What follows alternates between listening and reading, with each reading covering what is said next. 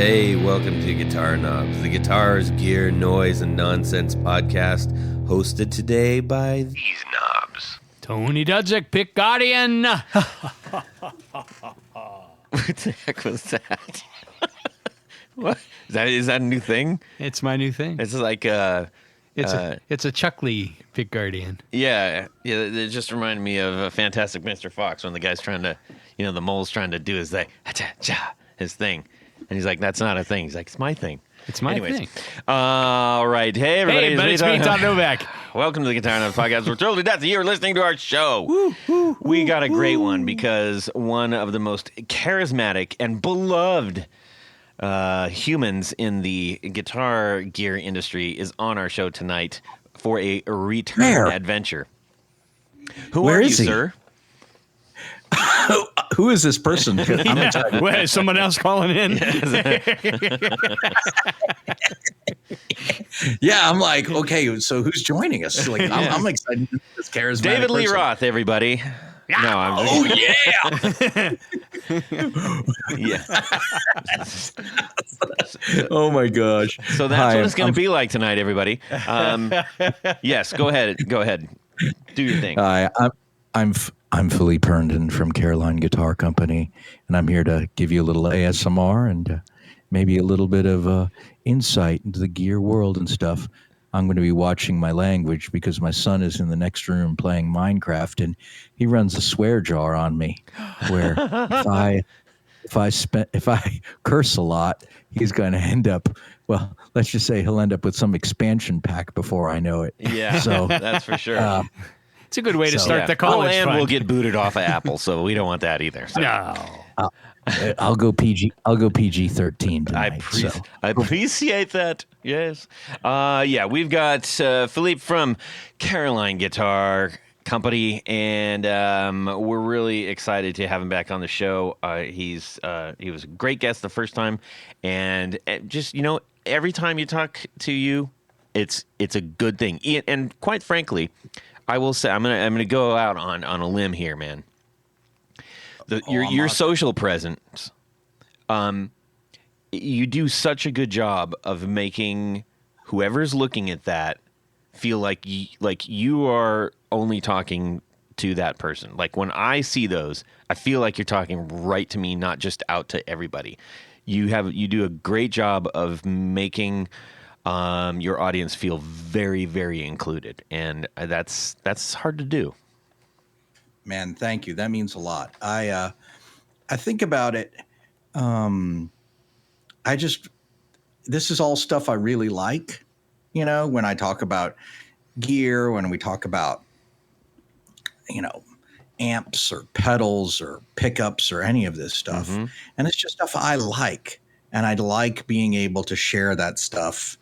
And I'm just sort of like, hey, this is something else I'm into. And you might be into it too, Yeah. And that's if you're on board with what we're doing, if you're here, you must be kind of, you're hoping I'm gonna sneak you behind the counter at the kitchen and go like, have a taste of this, like that's, you might check that, you might discover something that you hadn't had before. I have a friend who's a restaurant owner, and man, he gave us the treat visit when he owns a restaurant in Ashland, Virginia, north of Richmond, called Ash and Olive. And he's cooking these amazing pizzas. He's got this brick oven setup going. And man, it was like he was giving us a little bit of the tour. And I was like, man, this is what I think this kind of enthusiasm for all things is just really cool. It is. It's nice. That is super cool. So how was the pizza? It was amazing, man. I mean, he's a friend who he has paid his dues. He's been a bartender. He's been in kitchen. He's worked in food distro and stuff. He hit a point where he was like, you know what? If I'm going to do this, I have to do it now.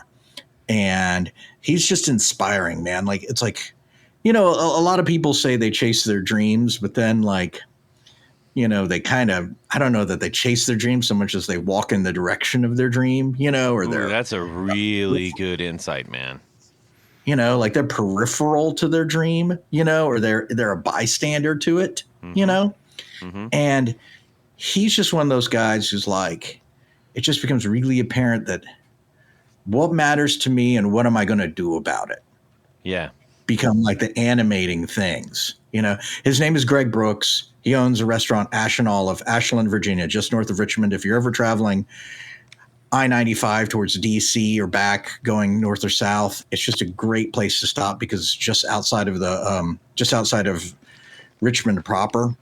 And so, you're not getting caught up in traffic, downtown stuff or whatever. But it's near Randolph-Macon Women's College, and it's just a really cute area. And it's like, I've recommended it to a few people, and every time people have gone, they've been like, man, thank you for telling me about that place. That was cool. And I was like, yeah, he is in it to win it. If you get the feeling, like it's a good way to be about a lot of stuff like this, Cool. So, yeah. But it's inspiring. I tell you, it's been inspiring for me to rethink, like, well, what do I care about in gear and guitars and music and stuff like that? And what am I willing to do to get better at what we want to do for it? Like it's just interesting seeing it. Yeah. Like he's had to think not only about like, what are the ingredients in these things, but how do I best communicate them to people? Cause like we were talking about, so he was doing like charcuterie plates, and he discovered people didn't realize that mortadella wasn't a cheese. Yeah, it's shocking how many people Really? don't know that. Oh yeah. Oh. Well, because it sounds like it's cheese. Yeah. For whatever reason, if a word can sound like one quick well, taste, that's you know it's not a cheese. That's definitely not cheese. This is not cheese in my mouth. It's better than cheese. Yeah, it is. Yeah. Yeah. But it's also one of those things where if they didn't know, like, they're discovering the hard way. Do you know what I'm saying? Yeah. Like they're getting a plate together and all of a sudden, it's just not there, Yeah. So it was, he's just like, okay, well, how do we explain this stuff? How do we do this? And so I was like, man, with your social media and with your presence, like walk people through this, man. Like, because sometimes stuff like that can be intimidating for people, but you can actually remove that intimidation just by explaining it. Nothing is more powerful than authenticity. There just there isn't any. I don't think except, well, let's just say. Well, I'll just leave it at that. There you go. Yeah. Slander and money. Slander and money go a long way. Slander and propaganda will get you some, but that'll get you places too. But let's toe the line here. So Todd, Yeah. you were wondering I was. how long ago You read Philippe my was mind. on the show. Yes, tell us. Almost 5 years ago. Wow. Episode number 187 from September of 2020. That's crazy, man. I didn't think it was that long ago until I looked it up. This is going to be, I think yours is, well, I think it's going to be episode 426. I think it's going to be episode 426. Yeah. Oh, man, that's amazing. That is amazing. But kudos to you guys in doing this, man. Thank you. Thanks. That is a lot of episodes. Yeah. Yes. Because a lot of people, I think podcasting is a lot like a lot of endeavors where people are like, this sounds great. And by the time they've done like 8 of them, they're like, screw this. Yeah. Yeah. Good catch. And it's like, We are the Mortadello of podcasts. well done. I'll take that. Yeah, that's true. Because most people are like, I don't know if I want that. And then they taste it and like, oh my gosh, how succulent. Where has this been all my life? Yes. This is better than cheese. I got to give it up to you for the Kafkaesque use of the the plot. I leave a gun out on the counter and then corner and you shoot me with. Watch out for the gun. It may or may not be loaded. Yeah.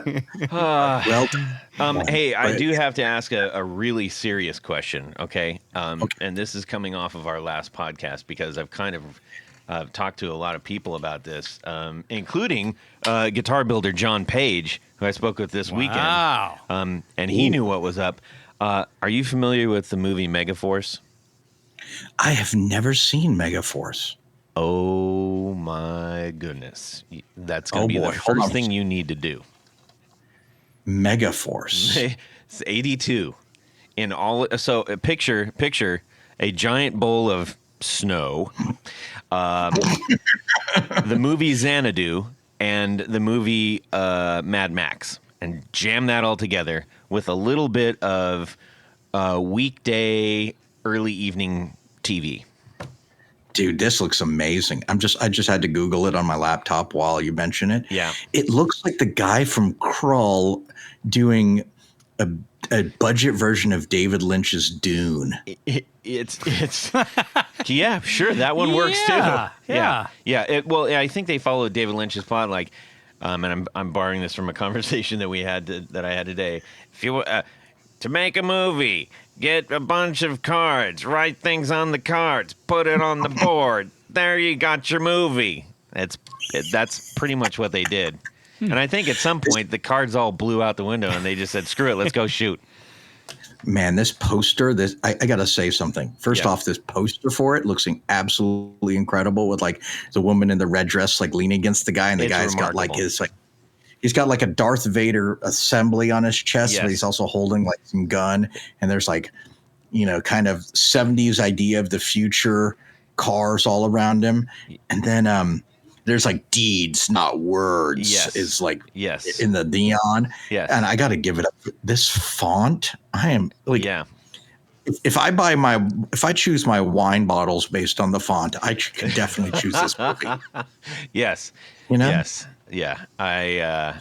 Well, here's the deal. The next time we see each other, we're going to use the secret salutation, which you will see and you will say, oh my gosh, I can't wait to use that. And that's all I'm going to say. You can thank me later with the salutation, okay? Oh, this looks amazing. This is Hal Needham and Michael Beck and Barry Bostwick. I swear Barry Bostwick was in some educational movies about like the American Revolution that I had to watch as a kid growing up. He's been in all those people were in loads of things. It's insane.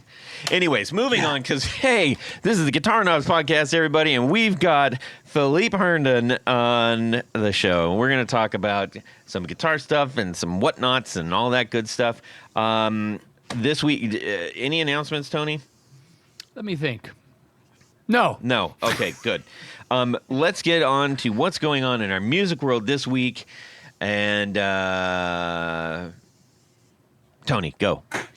So this week, what comes to mind, because I am in the process, or I actually ordered one today for Todd, a hum canceling Fralin P90. Oh.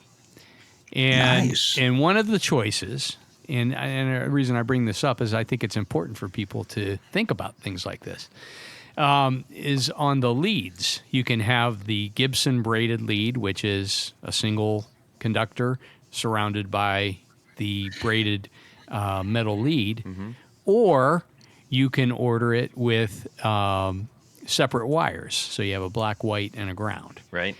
Now, why would you even care? That's what I was going to ask, Tony. Well, here's the deal. In Todd's case, we are mixing this pickup in the bridge position with another pickup in the neck position. Yes. And we don't know not of the same ilk. And yes, it is a P90, but it is a P90, but not. But the problem is you don't know if they're going to be in or out of phase. Yeah.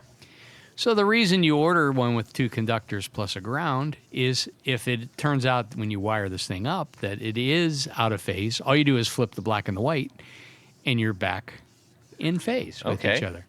So I think that's important. When you're thinking about projects and things, and it's one thing if you're buying the same brand, maybe the same type of pickup, maybe two humbuckers or whatever. Just keeping things in phase. I mean, unless you like that tinny out of phase sound. I mean, that's up to you. But most people would say, let's do it the right way, and that is make sure the pickups are in phase with each other. Yes. And that's what you're going to do. Yeah. Secondly, well, I just want to say we had Lindy on. Yeah. Episode number 279. 279. And he was a great guest. He was so He was great. Yes. Love that He interview. rules. Now, the other thing, Yes. speaking of pickups, because I actually ordered a mini humbucker too for myself. Oh. And I mean, I know what the specs are of most of the manufacturers, but there are, in the case of mini humbuckers, Yes. at least 3 different sized casings Yes. that you can get, or screw hole spacings. So, for instance, most everyone nowadays is using what I term an import or new style cover, Yes. which is about 1/8 of an inch longer from E to E Oh. than what Gibson used in the 1960s and 70s. If you remember, a lot of those, like a Les Paul Deluxe, that had the mini hums mounted inside of basically what was a hogged out P90 cover. Okay. Those are a little bit narrower. Now, here's where it gets really weird. Yes. If you get a Duncan mini humbucker, Seymour uses the Gibson size cover, but the screw hole spacing of the modern style. Oh. So this comes to mind when people are ordering. I would like a pick guard that has a mini humbucker. So my first question to the Yes. back is, what make model mini humbucker are you using? Yes. Or if it, in case sometimes it's a Firebird pickup. Oh. So there's some weird things in there. So you gotta think a little bit. Yeah. And as long as you provide the information, a guy like me can. That's an often misunderstood pickup. The mini? Yeah. Well, there's 2 different styles. Hey, Philippe, do you have mini humbuckers in any of your guitars? I have used them. Yeah, I've had I had mini humbuckers. I do not currently, but I had mini humbuckers actually in a Firebird non-reverse. It wasn't Firebird pickups, but we put mini humbuckers in Okay. because I just wanted a little bit more power than the Firebird pickup had, which is a really kind of bright pickup. Yeah. Well, a true mini humbucker. Yes. Make is, the case. Sell is, this thing, is baby. different than a Firebird pickup in a couple of different ways. So Yes. if you want to think about a true mini humbucker, one that similar to what Epiphone came up with. Yes, for the They're- Riviera, right? Well, that was their pickup in the 60s. Yeah. Before the 2 came, or actually the 50s before the 2 came together. A true mini humbucker is made very much like a full-size humbucker in that it has coils mounted on a plate Yeah. and bar magnets, whereas the Firebird is actually 2 coils wrapped around a bar magnet. Oh. And so it gives a totally different. I mean, it's a much brighter sound. You're Yeah, right in like that you case. just mentioned, yeah. The Firebird pickups tend to be much brighter, and the construction is different.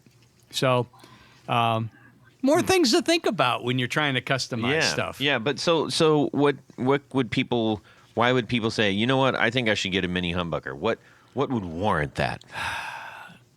I think if they want less treble, Okay. I mean Then that would then what? than a Firebird. I mean, because Firebird. Well, okay, take Firebird out of the. Well, but I mean, essentially, that's if you're looking at mini humbucker versus Firebird pickup.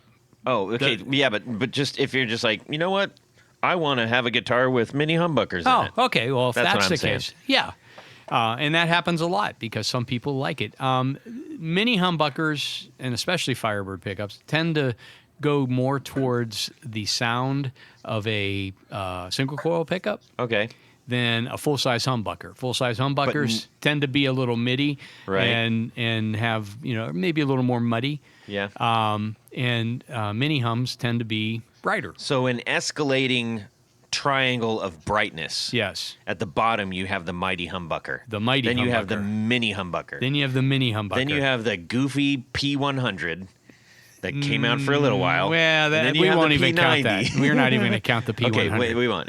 So P90 and then the single coil. Or maybe the Firebird may be right below the single coil. Yeah. Because Firebird's bright. Yeah, we Yeah. also forgot like the TV Jones. like a Filtertron. Yeah, Filtertron. Yeah, that would be I Third. I'd put it. It's actually very similar in tone to a mini humbucker. To a mini humbucker. Yeah. Yeah. So that maybe they're on the same level. Yeah. So, okay. So fourth. Yeah. So I think again. Use this chart to replace the outdated food chart that you may or may not have on your wall, ladies and gentlemen. Yes. What I find wild is all the 70s Les Pauls, like all the Les Paul Deluxes that I was like, all the mini humbuckers are gone because everybody was replacing them with DiMarzio super distortions. Of course they were. That's because what you did. Yeah. That's exactly what you did. You had a double cream do super distortion and a double cream PAF Pro in the neck, and you routed the thing out. But then I find it wild. It's almost like, because that's what the world was. It's like you didn't have the pedals as available as you did. Mm-hmm. You had Marshalls that were plexis. You needed to get them to distort. And that's what you did. You put super distortions in. Yep. But then you had all these people find these 70s Les Pauls, and all of a sudden they've got this super high inductance super distortion in there. And they're like, oh no, I can't get a clean sound. And now they're trying to put like underwound PAFs back in those guitars and take the super distortions out. Yep. You know? Yeah, I mean, you're just absolutely right, because at the time, Deluxes came out in the it was early 70s, late 60s, early 70s. And at that time, the kinds of pedals available were very limited. I mean, very much so, until you get into the early to mid 70s. Then some other things are available. But yeah, so there you go. There's a little pickup primer today. But when in doubt, get a multi. I always love learning something, and Tony, it is rare that I talk to you and I don't learn something. Well, I mean that go. Sincerely. Well, there you go. Yes. There you have it. By the way, Fralin, what a guest, man! What a person! He's a great guy. I met with him 20-something years ago when I was a touring and gigging player in Richmond, and I just was like, I'm just worn out on my pickups, and I'm going to go meet with Lindy. And he was like, they set time aside for me to chat with him, and he was going to show me some stuff.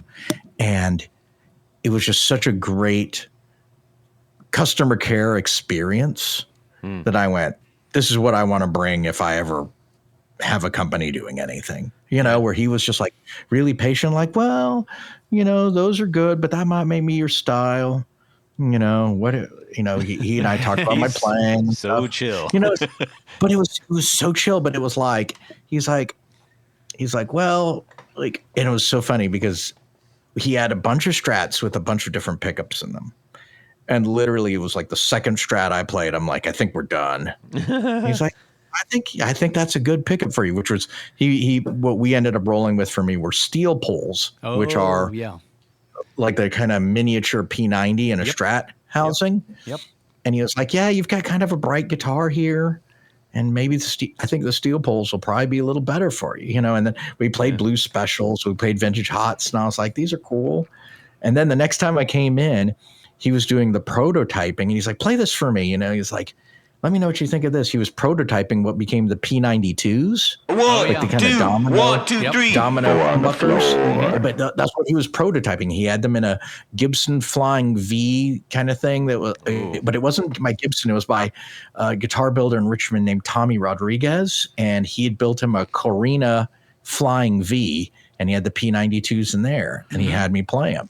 And he was like, let me know what you think. I was like, this is different. It's like, I'm really hearing it, especially on the wound strings, how different it is than like a typical humbucker, But yeah, he was just a classy guy. Great, And he said something that sticks with me whenever we talk about like entrepreneurship or stuff. He said something like, I got started in 1988, and I'm lucky I found people who were patient enough with me to let me figure it out.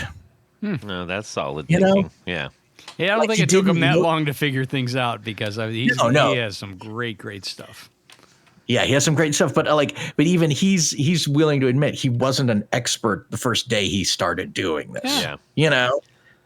He's like, I had to figure some stuff out, But yeah, great guy. Indeed. Well, what's going on in your music world? Wait, Tony, you look at me like I just okay, good. No. You're all good? I'm good. All I'm right. done. Philippe, how about yourself? What's going on in your music world this week? We launched a limited run pedal and sold out in a couple hours, which was great. Yeah. Felt nice. Yeah, Alpha Gain 2, full throttle. Is that the one that you had at the show that you had that was not like all labeled and stuff? And I was like, oh, mama, what is this? No, that was the test build for Kilobyte 2000, which came out in March. Right. And that's done really well for us too. Good. That's been a nice thing. But no, Alpha Gain 2, we came up with at NAMM with Matthew Farrow from Alexander Pedals and Disaster Area Design. Yeah. We literally were eating cannolis and Ben drew on a napkin like, what if we had a pedal laid out like Frankenbeans? Yes. You know?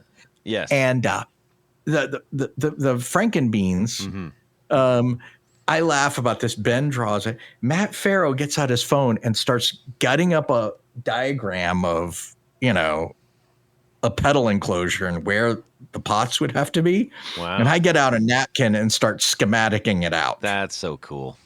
And we're like, you know what? You only live once. Let's do this. That's and awesome. So, yeah, we credit it as a Caroline and Alexander pedal because Matt knew exactly what slider to get, how he could lay it out, how he could put it together and stuff. And I'm like, yeah, this is stuff I would not have been able to do.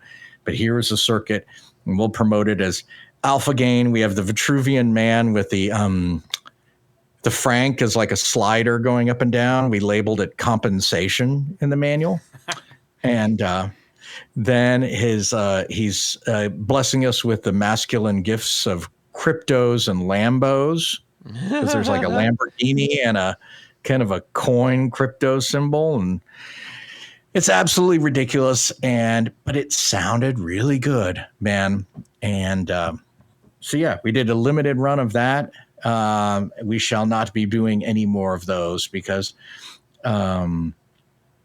that's how a limited run, I think, should work. Yeah.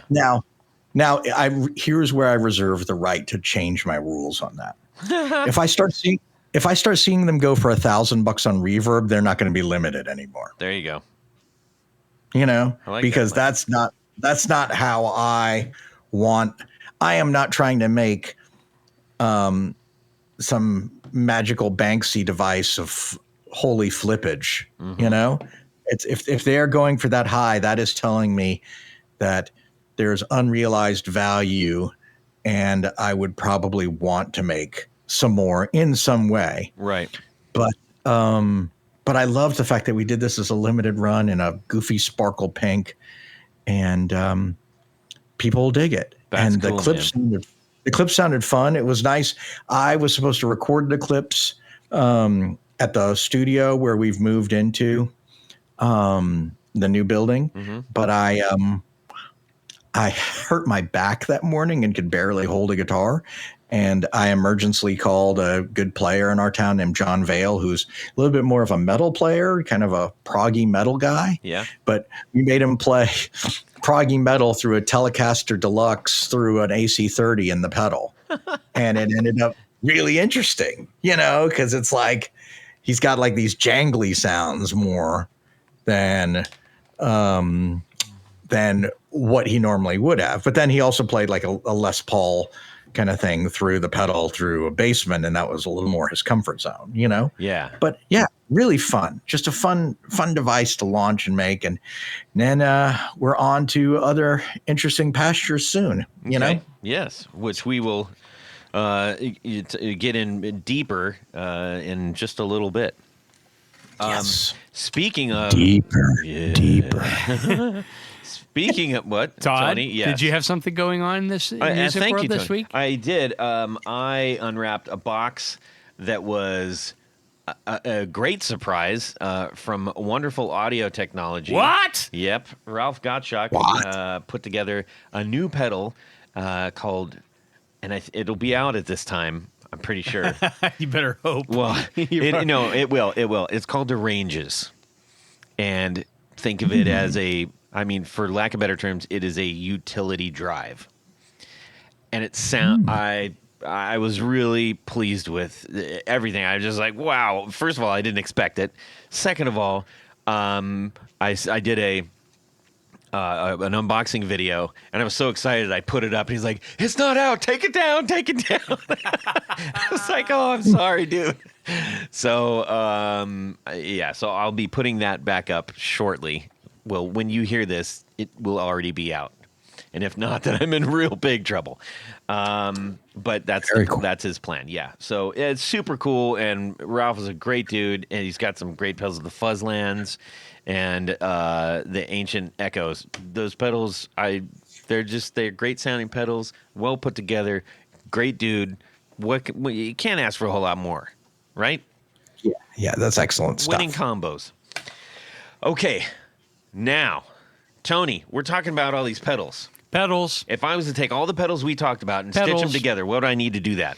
You need something like a stitching element. That's right. Tour Gear designs patch cables, Tony. Tour Gear design patch cable stitcher pedals. And we could have all the different arrangements and all the different sizes, and it would work no matter what. And we wouldn't break the bank. No, you would not. These are soft on the old pocket. Yes. In the best way. Yes. And they're made from our good friends still in the Great White North. And the best thing is when you go, you're going to load up your cart. Load it up. You're going to get this because you're going to say, I'm done messing around with all these I'm wonky done. Patch cables, and I'm going to go solid on this. Solid. Yes. And you're going to hit purchase.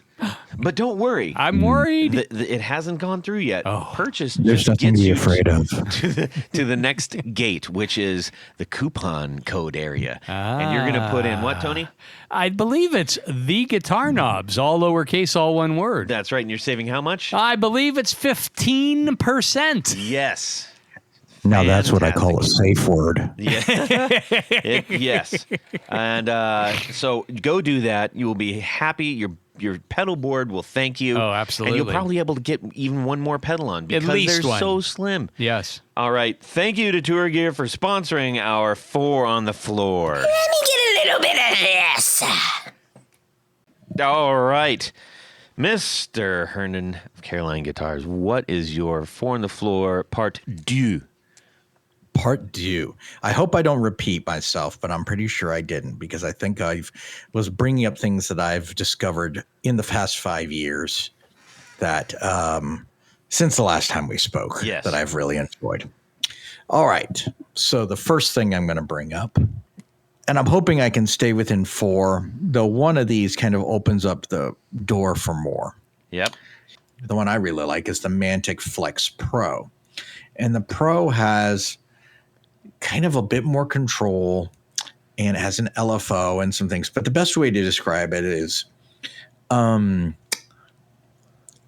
it's sort of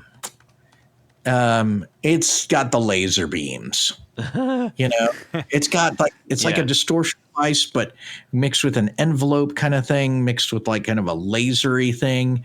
That's not too different from like Wave Cannon Havoc, but also kind of like a video game dying. And it's just, I find it fun and inspiring as a PLL. And it's just really useful. And if you've never played with a PLL, it's really fun. And just, it's a different. Enlighten all the users what a PLL is. So it's a phased lock loop device. And the best way to describe it is very experimental. There's kind of a pitch shifting element. There's weird squelches, and sometimes the thing stutters out. And it's responsive not only to what you play, but also how you play. Sometimes you'll find you'll get crazy sounds just from you triggering the device by resting your hands on the strings, or the way you pick scraped or something, or the way you held a note out. All of a sudden the note, it's almost like the more forceful you play, the more normal it sounds. And then as the notes decay and die, they strangle and get weird. Oh, kind of like a severely biased or gated fuzz or something. Yes, a little bit like that, but even more squirrely where there's like a pitch element to it too. Right. So, and it really, the best way I could describe it is, I felt like the first time I played a PLL, it was a clone of the classic one, which is made by Schulman. But the way I felt was like a mix of like Do you remember the arcade game Missile Command when we were young? yeah. Yeah. Yeah. Like that. It felt like a lot of that mixed with there's a music video by Kesha with James Vanderbeek in it, and it's a great video, and it's called Blow. And if you watch the James Vanderbeek, it's the Kesha videos by Blow, and James Vanderbeek is the guest star. But there are scenes at the end where there are people with horse heads with rainbow lasers firing out of their eyes and stuff. Wow. Right? We're And getting it's like into that. Megaforce territory real quick here, bud. Okay. I'll watch Megaforce, and you find a way to try out a absolutely because it's very Megaforcey. So that's my candidate number one. I love the Mantic Flex. The thing is a delight. The second one is by another newer builder. Are you familiar with Champion Lecce? Oh yeah, he's been on a show loads of times. Woolly, man. Oh yeah, what Wooly's a beast. Yeah. His band, by the way, are you familiar with his band?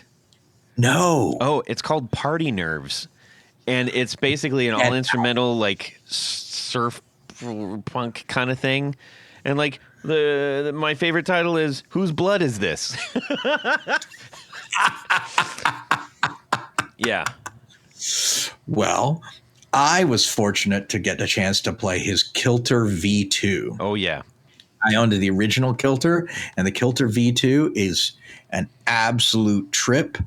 And I think it was just an incredibly useful thing for us in the studio because you can take two pedals and whatever they are, you can find a way to make them peanut butter and chocolate. You've got the LFOs oscillating between the two and blending your signal back and forth between them. Yep. Or you can have nothing in the loops, use it as a tremolo. It's just a really cool.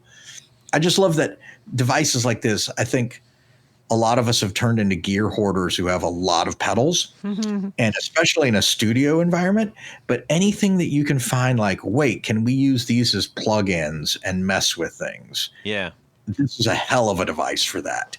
You know, you could run a drum feed out from it, like an aux send into the thing, and then run it through two different effects pedals that are oscillating back and forth where it's sweeping the signal and panning between the two. Yeah. Just a cool device. Really cool. And when you have a maker like Wooly is fearless. Like it's just, you know, you can't have somebody make the kind of stuff he makes who's like, I'm not sure about this. Yes. You can't do it. Yes. And I think this is what was funny to me. I got to hang out with him and Alec from Mask Audio Electronics, and I'm suddenly blanking on his name, the guy from Dirge. And the Sparkle Motion Guitars was there, and Strange Amplification was there. And it had this beautiful thought, which is, you know, when we got started, when I started Caroline, we were kind of at the tail end of what I call the second wave of boutique. Yeah. Right.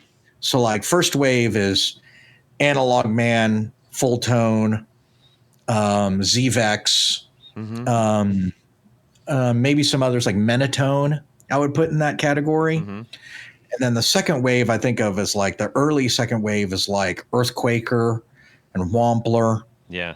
And then there's JHS comes, and then we were kind of at the very end of the second wave. I kind of consider Caroline, Old Blood Noise, Mr. Black. We're kind of all arriving at the very tail end of second wave. Yeah. Right.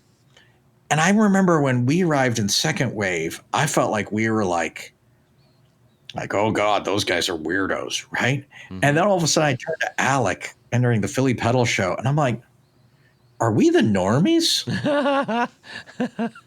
Like I'm playing through like the Champion Lecce Skit Z or something, and I'm like, am I the normie now? You know? Yes.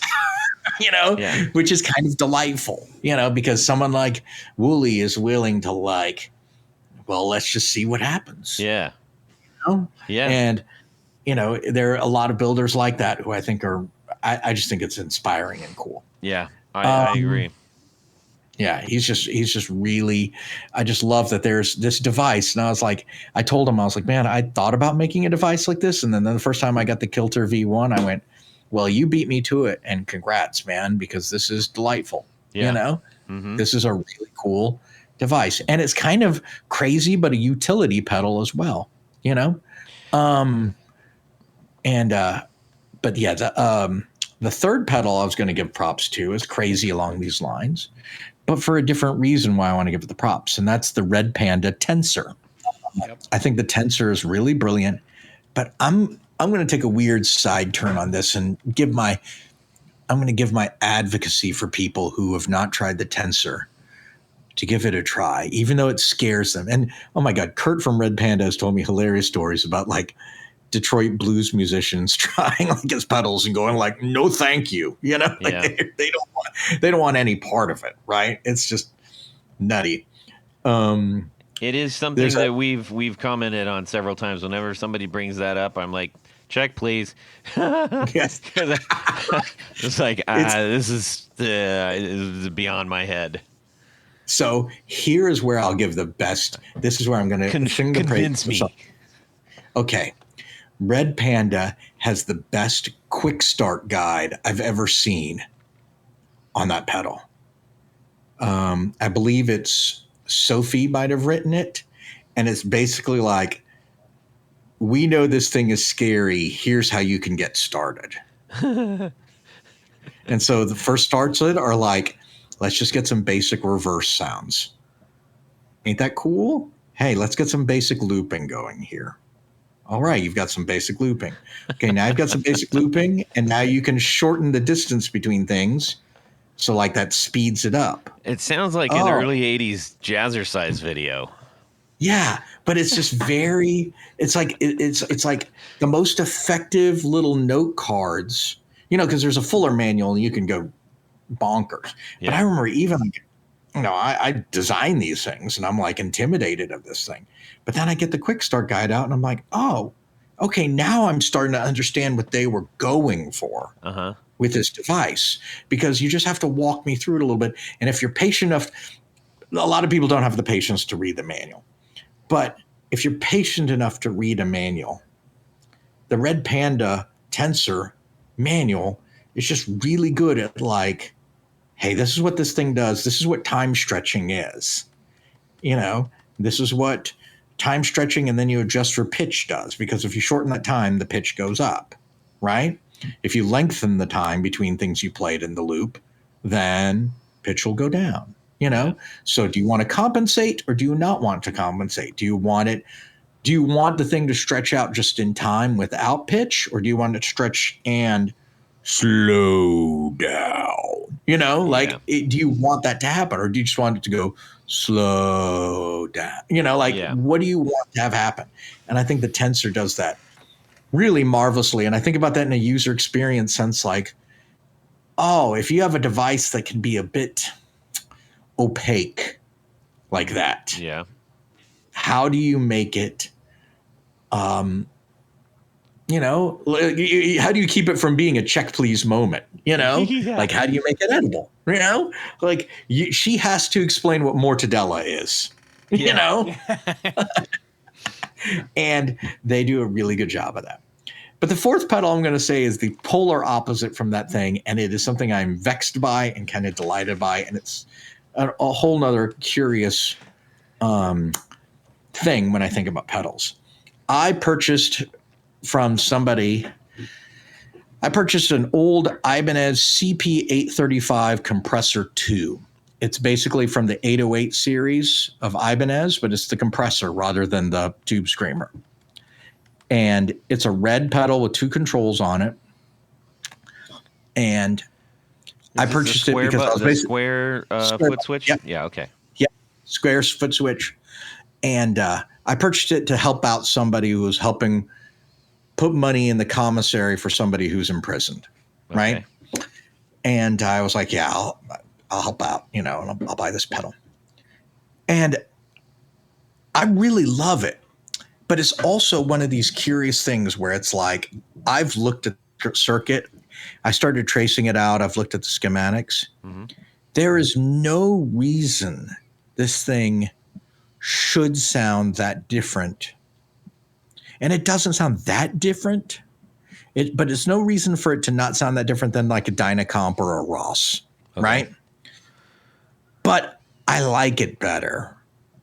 And I can't quite pinpoint why. Well, it's and I'm wondering looking, that's for sure. It looks cooler. Yeah, like if you look up a CP835, it looks like, looks like something from the arcade from our Megaforce era, right? Yeah, yeah. It looks cooler, but also we've done A/B testing, and I'm like, I just feel like it feels different. And there's a schematic online that gave me hints as to why it would be different, but then it turned out that schematic was wrong. Like I went, oh, well, let me trace this. This doesn't add up. And then it turned out it didn't. Like the schematic somebody had posted online was wrong. But it is cool. And it is one of these like compressors that's like for a long time I resisted compression. And then all of a sudden I play this thing and I'm like, oh, you just have a tiny bit of this on and it just makes things a little nicer, Yeah. It's just a little nicer, especially for like quiet parts when you're like, just sort of playing single notes behind something or whatever. They just feel a little more full. So that's my 4. The Flex, the Kilter, the Tensor, and the early 80s Ibanez. It's great. That's super cool, man. Like, yeah. Look, we got a great story out of that. The mild-mannered compressor pedal. Yeah. But it's one of those things where it's like, why do we like what we like? And I think there's in addition to what form and function it has, there's also the story behind it. And all of a sudden, like, well, this is, it's like, I'd owned a bunch of different Rosses and Ross clones. And I was always like, okay, well, that's that. Yeah. Buy them and sell them. It's hard to get excited about a compressor pedal. And you're pretty excited about this. Yeah, it's really it's made me rethink this a little bit. Okay. How much of it is the square foot switch, though? That's a great question because I do love that square foot switch. Yeah, because they they do make one with the standard, but not interesting. Yeah, right. I can leave it. It's also I also think the knobs are kind of cool. Like they're really kind of nubby. Yeah. Like they're like, and it's like, I mean, there are reasons I don't like it. It uses the weird like rat, 1/8-inch plug. Yeah. That's like a pain in the butt. I've got to have an adapter for it, Yeah. But I kind of like the pedals in that series other than the 808, mainly because an 808 is like a mortgage payment now, right? Maybe 2. But but the CP835, I'm like, oh, this is cool. And it's just like, and I've had friends go like, yeah, it supposedly is a Dynaross. I mean, it's like, it's close enough to a Dynacomp that most states wouldn't let them get married based on the genetics, Yeah. Right. But it is like, I've had friends go, no, but something feels different. I'm like, I've checked a bunch of stuff. I mean, it's biasing to 2.5 like a Dyna, and it does Dyna kind of things, but I just like it. Yeah. I think it's a square switch. Yeah. Well, you're gonna have to get the one with the regular one because on the side of that are some sweet like racing stripes. Van racing stripes. Oh yeah, it's got the racing stripes. They're great. Yeah. Yeah. Oh, yours. Yeah. Yeah. The A35. The A35 has some boxes and lines. Yeah. Let's just say that. Yeah. Yeah. But it is I've just been surprised at how much I like it. And that's like, I like that it's Compressor 2, like it's very Rocky 2 or Jaws 2, and these are not expensive. Yeah. They're not expensive. Like, I mean, it's like, if I go on Reverb, $15 on Reverb right now, go get you. Now there's also one for $475 with the box. So, right. Oh yeah. Well, you gotta have, don't get that one. Gotta have the box, Yeah. I see what you mean. Some of these have the stripes. Yeah. Yeah, And some some of these kind of have logo, stripes. like a butter, like almost it almost looks like a Yeah, Rolls Royce the- logo, but it's like a butterfly woman or something. Yes, this is from when they had the flying pan and some of these other that series of Ibanez stuff. Yeah, yeah. This, but no, I like the square. I like the square button one. Like that's the one I like. Yeah. See, now you're Yeah. going to be like, maybe I should get some of those other ones with the square buttons. Dude, I have the EQ. I bought the EQ for $49 years ago, and I just kept it as like a little lead booster. Uh-huh. And it's been great because it's literally all I do with it is like, you know how like in a graphic EQ pedal, there's like a notch in the center. Yep. I just take like all the mid-range frequencies and just lift them up just where they break the notch.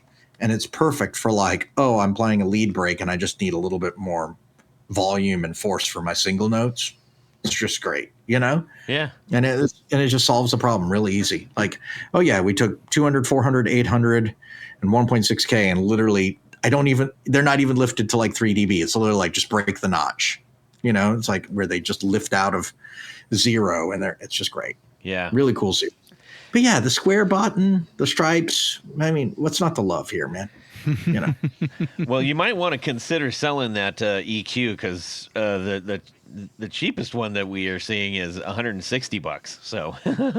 Oh man. Yeah. Well, if it gets expensive enough to that, I would get like a Source Audio EQ for selling the Ibanez. I'd think about it because the Source Audio is like a really clever one. But yeah. Oh my God, GE 601s are expensive now. Yeah. Wow. Yeah. I did not expect that because I got that for like $50. Yeah. Good, that was purchase, like, man.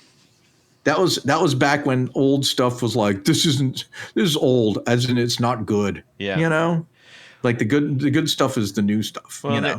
its partner, the 401, which is the parametric EQ, is $481. Oh yeah, wow. Oh yeah. There's one for $717. I don't Get out of here. I don't think I've ever seen one of those parametrics before. Yeah. Well, Oh, dude, they are nice. yeah. Yeah, the parametric. They Yeah, better that's be. They're $700. $700. Yes. Jeez. But it's cool. Like the parametric is really Yeah. cool.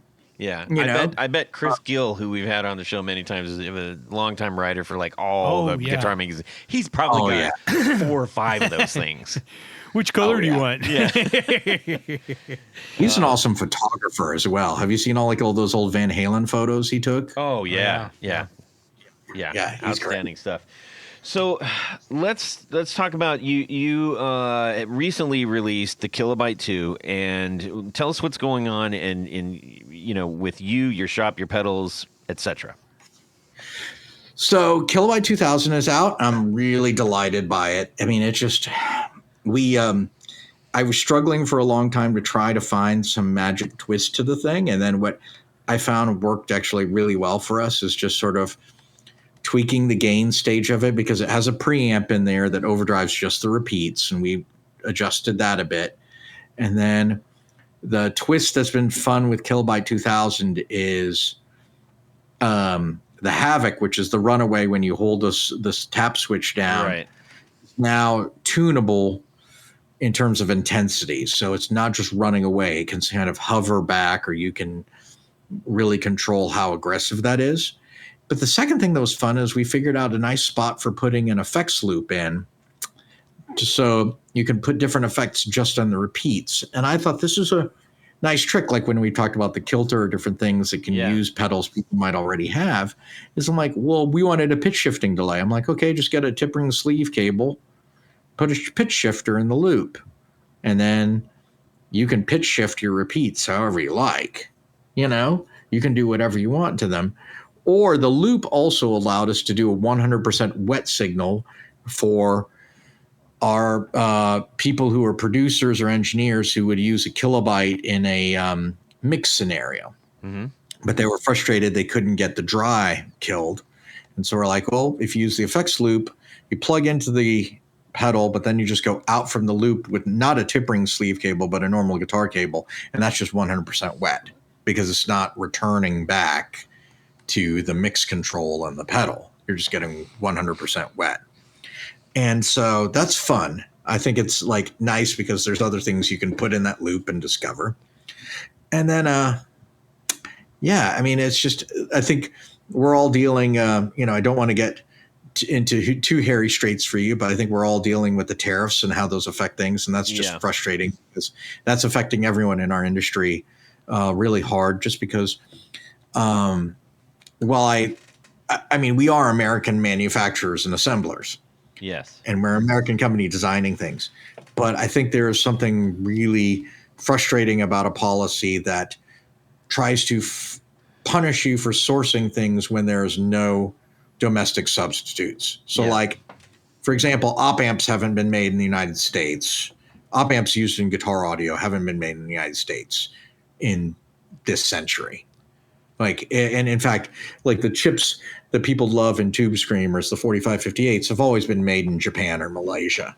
They were never made in the States. Yeah. And so the Texas Instruments plants were always overseas. So it's frustrating because like an audio jack, for example, is something that has not been made stateside in a long time. A DC power jack hasn't been. Enclosures, and you can get people who will fold enclosures for you the way like say 29 pedals is, or like the really nice Wren and Cuff stuff. Yeah. But then there are tariffs on steel and aluminum, and that raises those prices. Right. So it's like you so can't then you're win. like going like, wait a minute, this is $25 for an enclosure. Right. Oh, and that's if you're lucky. Yeah. Like you might be paying a bunch more. And then, and then all those costs, you can't eat them. They get forwarded on, and that's just a frustrating thing for a lot of people in our industry because we're paying those, but our competitors are not paying those. So like I've had at least 4 different companies, and we're talking not in like cheap labor markets. We're talking like Germany and Sweden and France reach out to me and say, hey, we've calculated based on what you guys are paying on tariffs that it'd be cheaper for us to make your pedals than for you to make them. Is this true?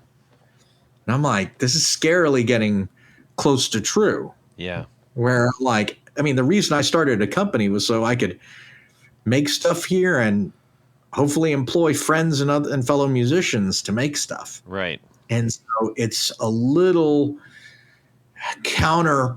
it's at cross purposes in a way that's really frustrating because I think we want to keep making things here. But when a company in Canada or Norway could sit there and say, now your costs are so high that our labor makes sense. Right. Then you're, this is a problem. And we're all competing against each other. We're all competing against everything that commands their attention. But it's also frustrating because Boss is not paying this tariff for the audio jacks they source from China. And we're sourcing pretty similar audio jacks, closed plastic jack. Right. Like a metal jack with a closed. I mean, you open up a TU2 and the jacks kind of look like the jacks on the inside of a Caroline pedal. And Boss is already at the advantage of economies of scale. Yeah. Right. They're ordering multiple orders of magnitude more than I am. Yeah. But in addition to that, they're also not paying a tariff on them. Right. And so it's frustrating because it's something we love this stuff. I mean, we love making it. We love our peers. We love the infrastructure of chatting with you about this stuff. We love the players. We love that we're in a rare industry where people worldwide have paid a premium for American manufacturing. Yeah. And it is very frustrating that this is getting kneecapped by ourselves. Yeah. And, it is, I heard Julie from Earthquaker explain it really difficultly, is that she has to raise prices.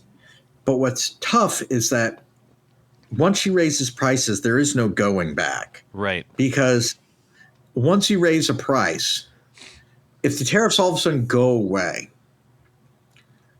like she can't lower the prices because everybody who will have paid, let's pretend they pay $2 $200 for a dirt transmitter. Yeah. And all of a sudden the dirt transmitter goes to 179. Everyone who paid 200 is going to be like, why did I pay 200? Where's my credit? Yeah, I'm returning. Yeah. Why did I pay 200? Yeah. And the retailer's like, you charged me a price based on a retail of 200. Now the retail is 180. Do I get a credit too? Yeah.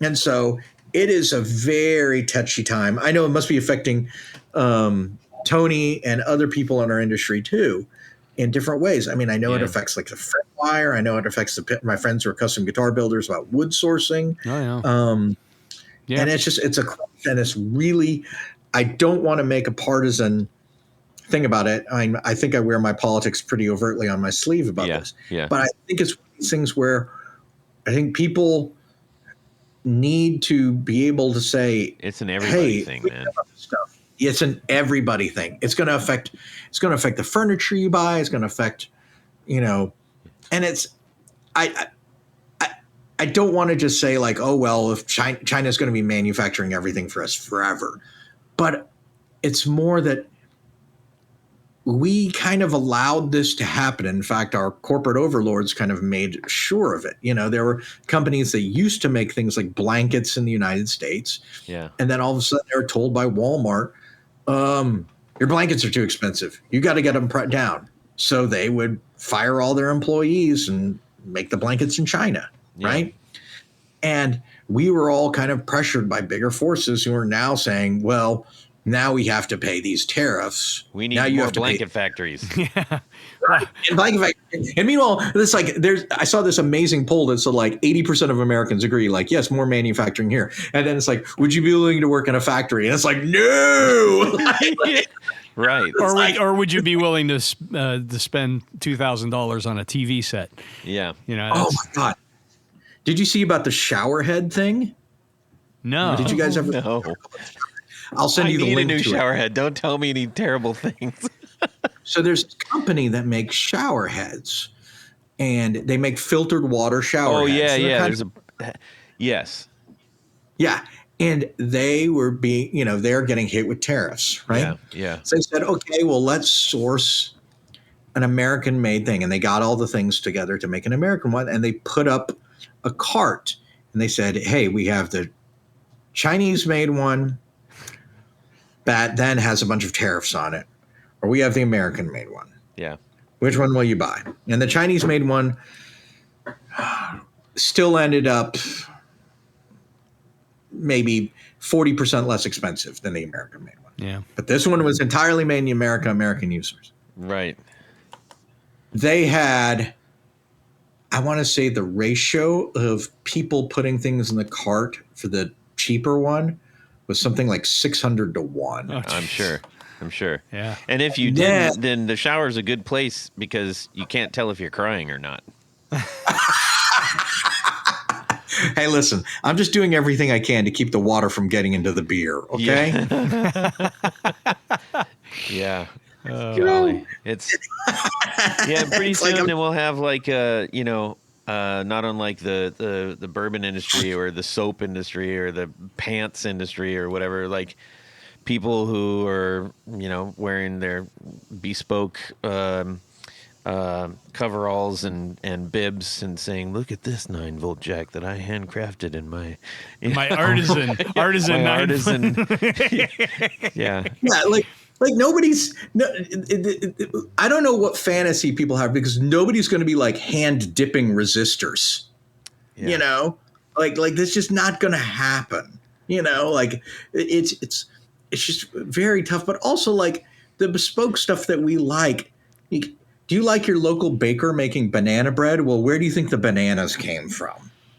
Yeah. You like, the people who make nice jeans, it's like, that's really awesome that these people making nice jeans, but where are they sourcing the denim from? Japan. Everything, there's all this stuff that like the beauty of American craftsmanship in a lot of ways, like look at the guitars we make, African, Honduras mahogany and Indian rosewood and Canadian maple, it's like Canadian maple grows so well because that's where the trees are, they're more north.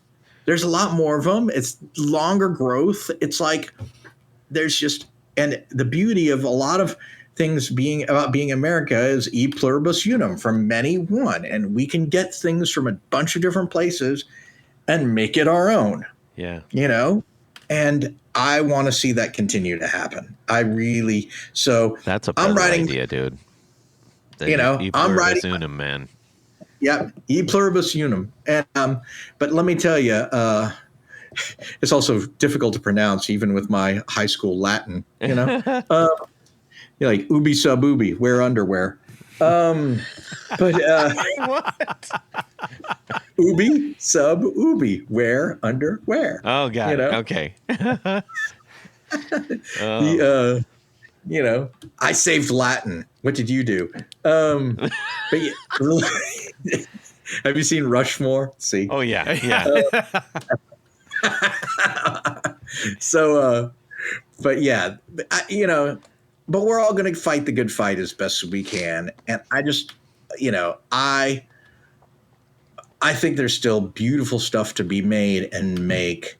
And, and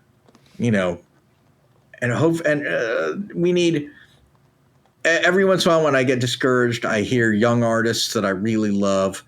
There's this young woman who goes by Mini Trees, who just plays really cool stuff. And I was listening to her records today, and I was like, man, the kids are all right. Let's keep giving them the power. Let's keep giving them the tools, and let's keep going at this ourselves, Yeah. And but also the kids are all right, but also the folks my age and older are all right. I was listening to this Bob Mould record he put out a couple of years ago, and damn, he's still throwing mean fireballs, man.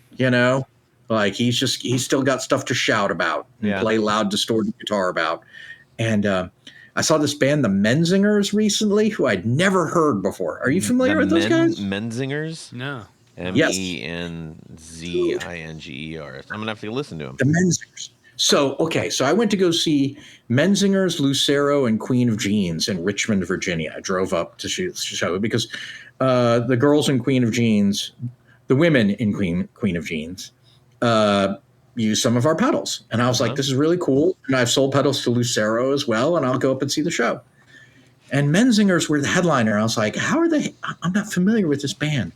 And I put them on Spotify, and I was like, where the hell has this band been my whole life? Like they're clearly popular. Like there are songs with 30 million, 35 million listens on Spotify.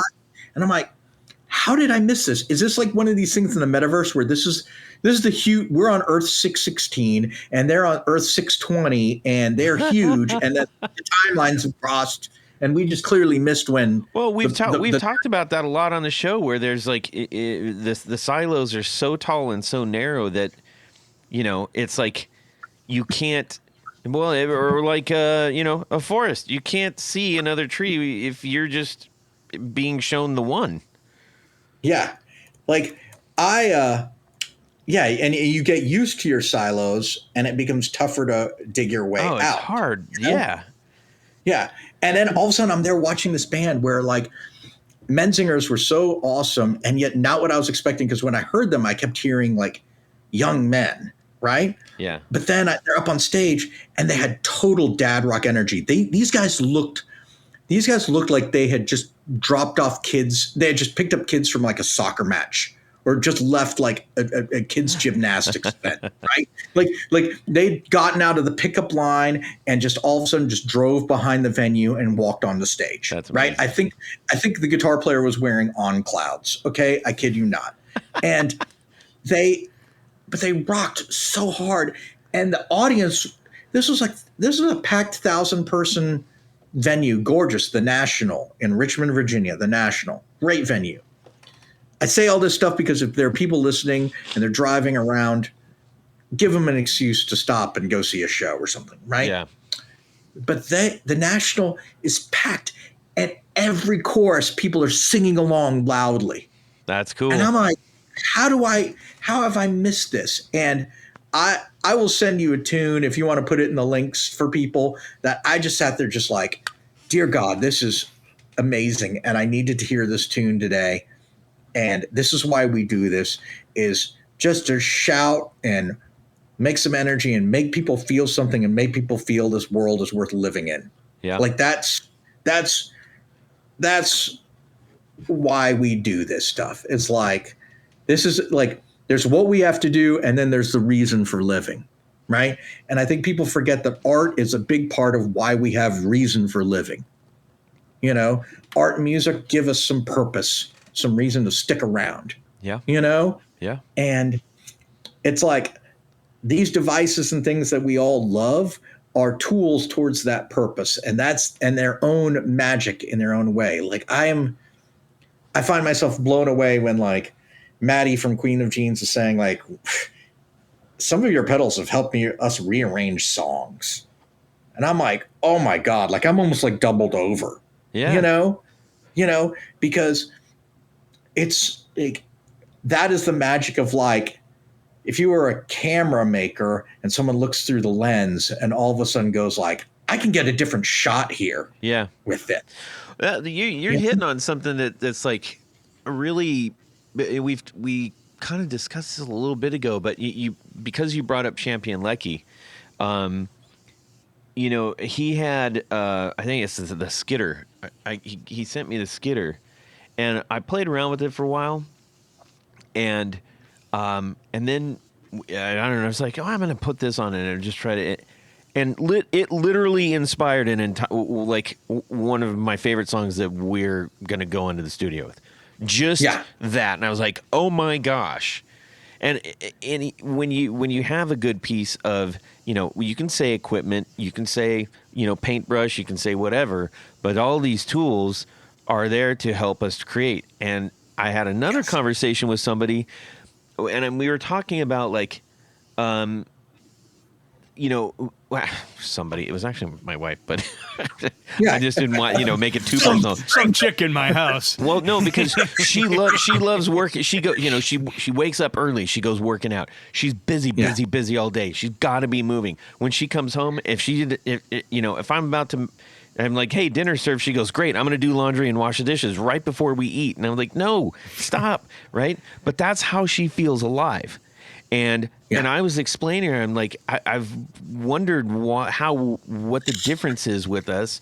And I kind of realized, I'm like, what did I do today? I went to work. I create all day at work in an advertising agency. Then I went to podcast. Then I did a demo of a guitar pedal. Then I went home and I played, you know, just fiddled around on things. I'm like, wait, that's the thing that's making me feel alive. Yes. And but whatever that is, grab onto it and don't let go. But can you do all of those at the same time? I cannot. I cannot. No. There you go. I mean, Yeah. It's like, and figuring out these things that are worth it to you and being able to do what you have to be able to keep doing them is a real magical challenge. Because like, there's certain things where I'm like, man, I'd like to be super skinny and super healthy looking, but I love eating bread too much. Yeah. You know, like someone's like, whoa, you got to give up no bread, no tortillas. I'm like, screw that. Yeah. You know, Yeah. I'll be fat. Just give me a belt. That solves all your problems. That's right. Extra hole punch. Buy a bigger shirt. Yeah. You know, Yeah. buy a bigger shirt.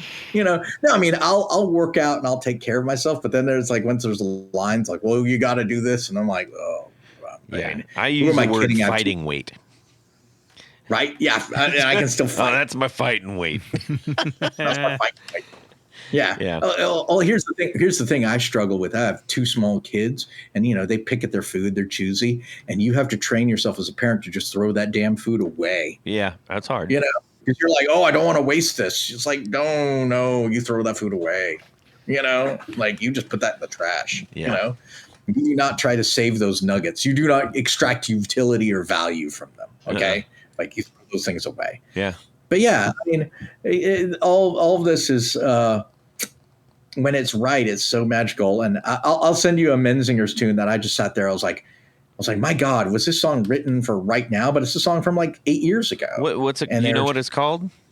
Yeah, it's called America, I Love You, But You're Freaking Me Out. That's appropriate. Yeah, quite appropriate.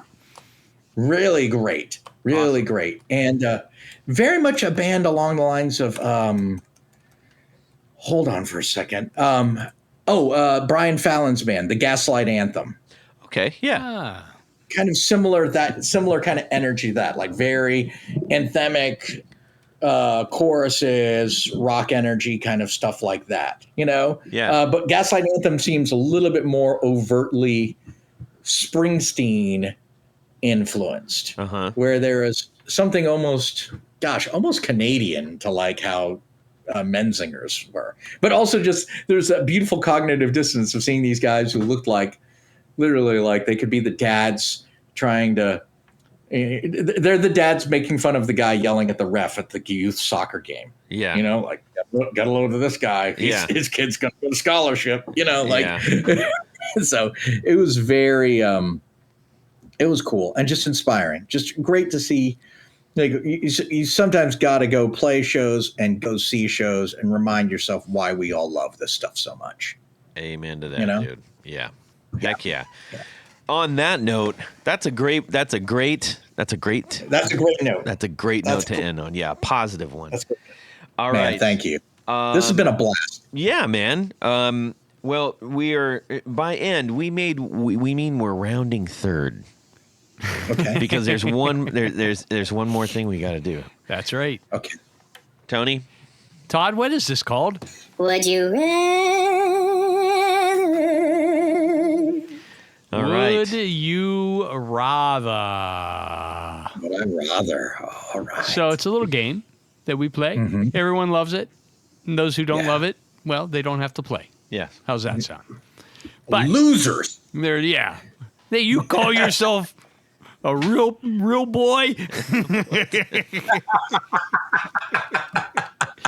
Anyhow, Yes. this week's Would You Rather is kind of since, we're chit-chatting a little bit about movies and such. Yes. This is kind of a fun one. Oh, good.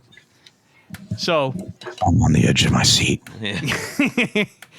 our good friend Adam Sandler has invited you to play guitar in his new band with Step Brothers, John C. Reilly, and Will Ferrell. Oh my. 2-drummer band. I love it. Oh boy. One of your tasks, in addition to coming up with all of the arrangements and such, is to choose the name of the band based on one of Adam's movies. Okay. The name of the band will determine the playlist based on the movie soundtrack. Oh my. Would you rather be in the Little Nickies or the Happy Gilmores? Okay. All right. That is very clever, Tony. That might be the most cleverest thing you've ever come up with. Yes. Pretty good. It is clever, Pretty good. isn't it? It is so clever. Okay, Tony, go ahead. Well, I mean, since we're basing the band playlist based on the soundtracks, Yes. I'm going to go with the Little Nickies because the Little Nickies has a much cooler rock and roll soundtrack. I think they would. Yes. Whereas, the Happy Gilmores tend to be a little more classic rock, yacht rock. Yeah, well, they're dad rock. Yeah, dad rock. There you go. So that's what I'm going with. Okay, Philippe. I would almost, I'll have to yield. I'll have to agree because of the quality of the soundtrack. I think, I in my brain, I was thinking of like whatever that amazing ELO song is, but then I realized that that's not in Happy Gilmore, it's in Billy Madison when Steve Buscemi. Yeah. Steve Buscemi crosses Billy Madison's name off the kill list and then smears lipstick on himself and listens to ELO real loud. That's such a great scene. So great. And it's just one of those weird scenes. You're like, there's something, I like it. I like it. The Sandler stuff seems like it would be just incredibly dumb all the time, and a lot of it was dumb. But then there are moments like that where you're like, "This is sublime," like. Well, Hey, since you thanks are the guest, you can be in the Billy Madisons. Yeah. But it was a revolution. Yeah, it's great. The industry was a revolution. I'm gonna go with the Little Nickies. Yes. But and I've already got this all planned out. Okay, go. Because all the guitar players, because it's all guitar players. Oh. Yeah.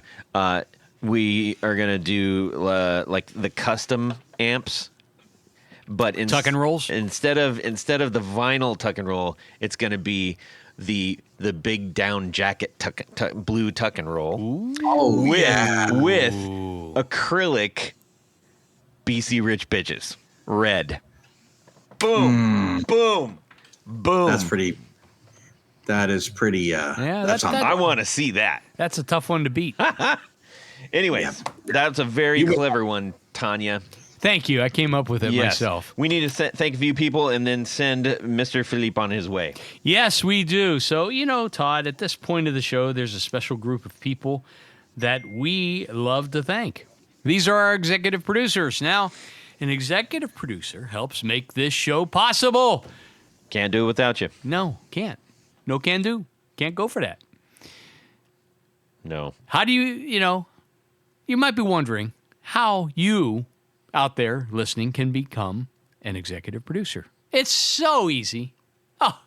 So easy. You head over to patreon.com/the Guitar Knobs and check out a couple different levels in which you can participate, become a sponsor, a friend, a hero, if you will, of the podcast. And each level comes with some very nice thank you gifts and opportunities to win great stuff. Yeah. But in addition to all that, just forget about that for a second. Yes. There is one thing more. Yes. What would that be? You get to have your name right on the thing. I love Jiminy Jerry. That's right. So I'm going to read these names right now. So special thanks to these executive producers: Anthony Lothrop, Brett Hogarth, Cameron Pampas, Darren Gregory, Don Kloss, Elad Mizrahi, James Bell, James White, John Esterly from Rare Buzzer FX, John Sebastian, John Halverson, Justin Jones, Ken Sayers, Michael Senchuk, Mike Devenport, Owen Eads, Plutone, Ralph Gottschalk from Wonderful Audio Technology, what? Richard Kendall, Rick Calhoun, Rusty Sneeden, Stefan Lamb, Tom Brazen, Trevor Ellenberg, Trevor Gunberg, and Vader and Pedals. Love it, love it, love it, like it even more. But, Todd, there's more, because there's a special group of executive producers. We call them our Grand Poobahs. These are the creme de la creme, the top of the heap, the A number ones, and they wear a fez upon their head whilst listening to the podcast and drinking an orange liquid of their choice. Dig it. So special thanks to these Grand Poobahs: Anthony Jamalero, Billy Spitfire Unlimited, Bob Crouch, Brian Robison, Cody Foster, David Kaminga, David Tyndall, Enrico Fernando, Fox Hill Studio, Gregory Randall, Hex Matos, John Williams, Martin Cliff, Matt Hart, Michael Van Zant, Michio Murakishi, Mike Natsunale, Hey. Moon Guitars, Pedro Vasquez, Sam Jett, Steve Keys, James Pennington, Zach Oswald from Brandon Wow Pickups, Jonathan Labate from M2 Labs, and Ty Barnes. Thank you. Indeed. Thank you all so very much. We want to keep this thing going for a whole long time, and with your help, we can. That's right. Philippe, where can people find the cool stuff that you make? You can find our work at carolineguitar.com, as well as with various retailers across the United States. We work with some pretty excellent small boutique stores. If they happen to be in your neighborhood, go visit one. There you go. We strongly recommend it, because a cool guitar shop is a local resource and a local treasure. Yes. Love indeed. that. How about on the socials? On the socials, you can find us mostly on Instagram at Caroline Gico, and we have a YouTube channel as well. We have a Twitter that sits in some kind of disrepair. Yes. We are active on Threads, but mostly it's just arguing with bots. And Yes. And there's some blue sky, but I haven't been able to figure it out quite yet. I don't know what the heck that thing is. I'm just not sure what I'm not playing the game right. I'm mashing buttons and getting killed and having something eat my spine, Mortal Kombat style there. Yeah. I don't know what going on. You really But- did turn into David Lee Roth here. Yeah. I seriously, man, I feel like he's really starting to warm up on the mic. Yeah. You've channeled David Lee. Yeah. Tony. Why don't you just head over to pickguardian.com to check out the stuff that I do. I make custom pick guards for guitars. How do you get one? Shoot me an email. Let me know what you're trying to do, what you need, what pickups you want to use. You know, do you like those mini humbuckers? Yeah. You like Firebird pickups? I can help guide you. Use the Force. It's your opportunity to make your guitar even more yours. Yes. I get royalties every time you say that. Every time I say that. You can shoot me a DM on Instagram. I'd love to hear from you. We enjoy having conversations with you. We want to get some would you rathers too. Don't let Tony hog up all the spotlight here. That's right. We need to say a ginormous thank you to Philippe Herndon of Caroline Guitar Co. And it's always so great to talk to you, man. And I appreciate you taking valuable time out of your day and hanging out with us and all of our listeners. Well, thank you so much for the invite. It's been a stimulating and interesting discussion, and I hope people listening have fun, whether you're driving or folding your laundry or just trying to find a way to make those hours go by. There you go. Nice. All right, everybody, have a fantastic Guitar Week and subscribe! Oh, yeah. Why don't you just hold on and reload? Nikki said it's a good idea. There's a wonderful thing about development. You have theoretical form, you have physical form, and then there's a real difference between them, you know? Right. And Like the Pontiac all of a sudden- Aztec. yes, yeah, Aztec must have looked awesome on, Cybertrucks too. I bet Yes. you Cybertrucks look amazing on paper. Yes. But yeah, and then all of a sudden you're there and you're like, that's a fridge on wheels. You know, that's a hotel fridge on wheels. Yeah, I just can't hear myself. That's what's a little frustrating. Hold on for a second. Hold on. If Hold on, only let's see. that were so for everyone else. Pretty good. Pretty good. Tony's sitting here looking a bit confused. I'm not confused. He's just tired. He's been installing a kitchen in his house. Yes. Yeah. Oh, that's good living. That's good living. Yeah. It's for someone else, which is weird, but it was just coming in a little a little bit like this. Oh, a little bit hot tonight. Yes. I can feel the road, Straight up ahead. Yep. That's good. Hold on. Because I have to go use the little boy's room. That's good. And then let's have a fun hour. All right. That's weird that you go to the bathroom in your kid's room, but whatever. Yeah. No.